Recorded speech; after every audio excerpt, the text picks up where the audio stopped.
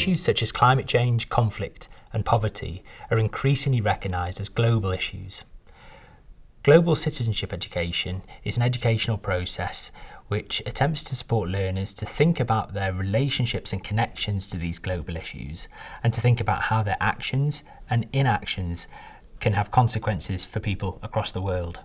In a book chapter which is coming out in March 2021, I wrote about global citizenship education, interconnections, social justice and sustainability, and that was drawing on a framework by Westheimer and Kahn in terms of citizenship action.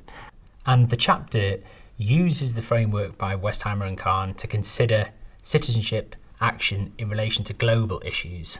So firstly, in terms of the personally responsible citizen, secondly, in relation to the participatory citizen, and thirdly, in relation to the justice-oriented citizen. In relation to a personally responsible citizen, we might think of how individual actions can be connected to global issues. For example, thinking about how adapting our diet might have implications for our carbon footprint and the connections to climate change. At a classroom level, we might think about, as teachers, how we might model or teach about personal responsibility in relation to both local and global issues. This might involve exploring political action for social justice and sustainability. It might be encouraging personal responsibility and associated political actions such as voting. It also might involve teaching about connections between local and global issues and potential injustices.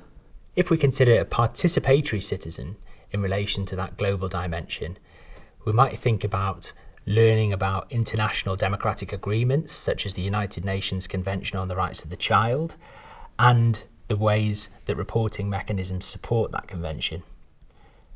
The potential teacher's role in relation to this idea of participatory citizenship could be providing all children in the class with an opportunity to take active leadership roles within the classroom. It could involve teaching about leadership in relation to sustainability and social action. It could also involve teaching about, through and for human rights. The final part of the framework considers justice-oriented citizens. And from a global dimension, this means not only critically analysing global issues, but also considering what can be done to address these issues. From a teacher's perspective, this could include supporting an exploration of a range of different social justice or sustainability issues in the classroom. It could include providing an opportunity to consider different types of collective action and social movements in different contexts.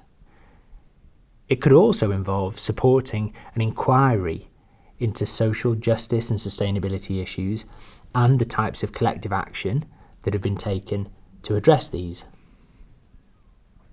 With younger classes, each of these approaches could consider the types of connections between aspects of our everyday lives and people across the globe. This could be in relation to the things we eat, the things we buy, the things we use, the ways we travel, and highlighting these connections can provide children with lots of opportunities to consider the lives of other people in different places, how our actions and inactions connect to those people's lives. So whilst these three conceptions of citizenship give some really interesting and important ideas about what classroom practice might look like in relation to issues like social justice, sustainability, those global issues, hopefully the framework will give you some ideas about the types of classroom practices that could support children to develop their citizenship, both in relation to the personally responsible, the participatory, and the global-oriented citizen. As well as that, there are implications for us as classroom teachers.